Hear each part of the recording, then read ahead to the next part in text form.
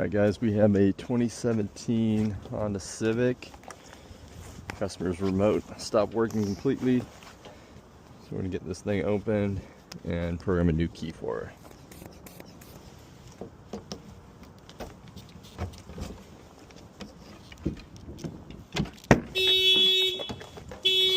Customer's key, we tried changing the battery, it still didn't do anything.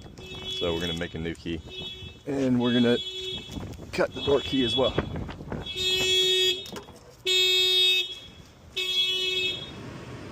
Alright, we're going to do one key. That's okay. We're cutting the key right now. We already finished making the remote. Working. Looks like we gotta adjust the tailpiece.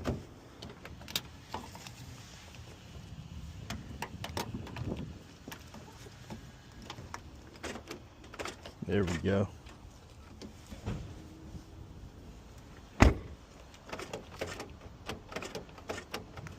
All right, and that's it. We are done.